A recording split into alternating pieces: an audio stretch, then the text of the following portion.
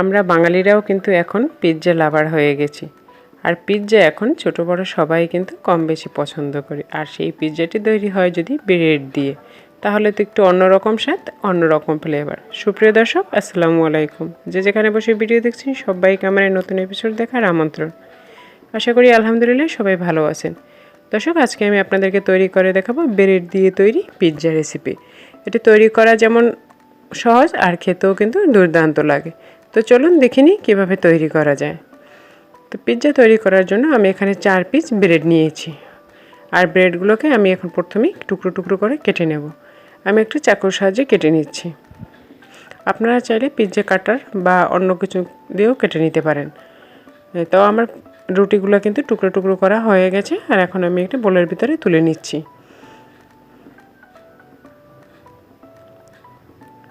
তো আমার ব্রেডের টুকরোগুলো তোলা হয়ে গেছে। এখন আমি এর সাথে অ্যাড করে দিচ্ছি দুধ। এখানে আমি 1 কাপ দুধ নিয়েছি। আমি গরুর দুধ জাল করে, হাফ কেজি দুধকে জাল করে 1 কাপ করে নিয়েছি। সেই দুধ দিয়ে রুটিটাকে প্রথমে ভিজিয়ে নিলাম। আর এর সাথে অ্যাড করে দিচ্ছি 1টি ডিম। তো আমি 1 কাপ দুধ কিন্তু একবারে সম্পূর্ণ দেইনি, কিছুটা হাতে রেখে দিয়েছি। এখন আমি একটা চামচের সাহায্যে ভালো করে ডিমটাকে রুটির সাথে মিলিয়ে দিচ্ছি। আর বাইন্ডিংয়ের জন্য এখানে আরও দিয়ে দিচ্ছি 2 টেবিল চামচ সুজি। এখন সুজিটাকেও ভালো করে মিশিয়ে নেব। তো আমার এখানে ডোটা একটু শক্ত লাগছে, সেজন্য আমি এখানে বাকি দুধটুকু দিয়ে দিলাম। এখন আমি চামচের সাহায্যে ভালো করে এখানে দুধ, ডিম আর সুজিটাকে ভালো করে মিশিয়ে নেব।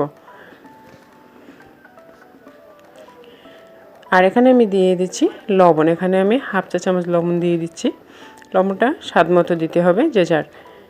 এটাকে ভালো করে মিশিয়ে নেওয়া হয়ে গেছে। দেখুন, এটা থকথকে একটা ডো হয়ে গেছে। আর এখন এটাকে আমি একটা ঢাকনা চাপা দিয়ে রেস্টে রেখে দেবো 10 মিনিটের জন্য। দর্শক, এখন আমি তৈরি করে নেব পিৎজার চিকেন। এখানে আমি মুরগির বুকের মাংস একদম টুকরো টুকরো করে কেটে নিয়েছি। আর এখানে আমি 150 গ্রাম মুরগির বুকের মাংস নিয়েছি। এখানে আমি অ্যাড করে দিচ্ছি হাফ চা চামচ মরিচ গুঁড়া, হাফ চা চামচ ধনিয়া গুঁড়া, স্বাদ মতো লবণ, হাফ চা চামচ আদা বাটা, হাফ চা চামচ রসুন বাটা ও হাফ চা চামচ জিরা বাটা। দিয়ে দিচ্ছি 1 চা চামচ সয়া সস ও 1 চা চামচ টমেটো সস। আমি এখানে ডার্ক সয়া সস ইউজ করছি। আর এখানে আমি বাটা জিরার দিয়েছি, আপনারা চাইলে কিন্তু গুঁড়া জিরাও ব্যবহার করতে পারেন। তো আমার এটা ম্যারিনেট করা হয়ে গেছে। আমি এখন ভাজতে চলে যাব। আপনারা চাইলে 10 মিনিট কিন্তু রেস্টে রাখতে পারবেন। তো রেস্টে না রাখলেও সমস্যা নেই।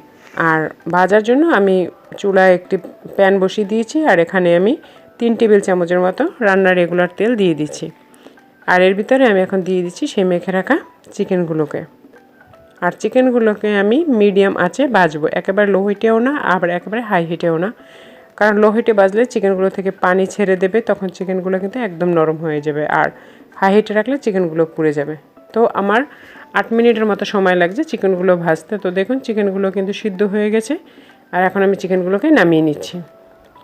দেখুন চিকেনগুলো কত সুন্দর কালার হয়েছে। আর এই তেলের ভিতরেই আমি যে ডোটা তৈরি করে রেখেছিলাম, সেই ডোটাকে 10 মিনিট পরে দিয়ে দিচ্ছি। ডোটা দেওয়ার পরে আমি একটি স্প্যাচুলার সাহায্যে সুন্দর করে চারিদিকে সমান করে মিশিয়ে নেব, যেন এবড়ো থেবড়ো না থাকে।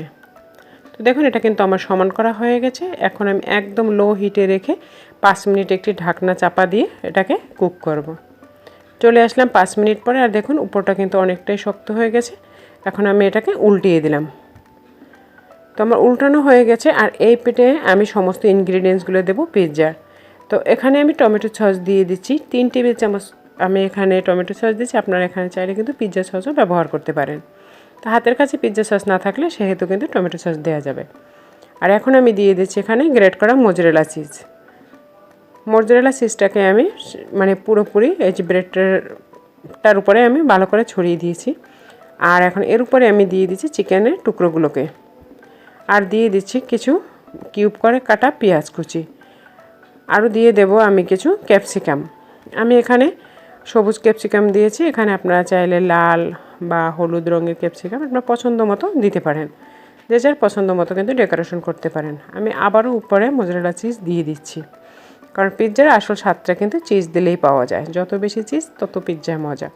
তো এখন আমি লো হিটে এটাকে আমি কতক্ষণ রেখে দিলাম, যতক্ষণে না চিজটা গলে যায়। তো দেখুন, আমার চিজটা কিন্তু মেল্ট হয়ে গেছে। আর এখন আমি এটাকে নামিয়ে নিচ্ছি।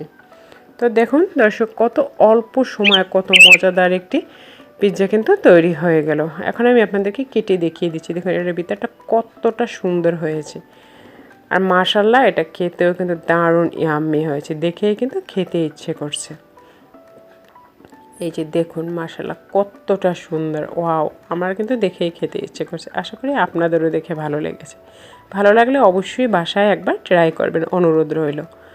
আর দর্শক, যদি আমার আজকের এই রেসিপিটি আপনাদের ভালো লেগে থাকে তাহলে অবশ্যই একটি লাইক দিবেন, কমেন্ট করবেন ও ফ্যামিলি ফ্রেন্ডসদের সাথে বেশি বেশি শেয়ার করবেন। আর এরকম সহজ ও মজার মজার রেসিপি পেতে প্লিজ আমার চ্যানেলটিকে সাবস্ক্রাইব করে পাশে থাকা বেল আইকনটি বাজিয়ে রাখুন পরবর্তী ভিডিও নোটিফিকেশন সবার আগে পাওয়ার জন্য।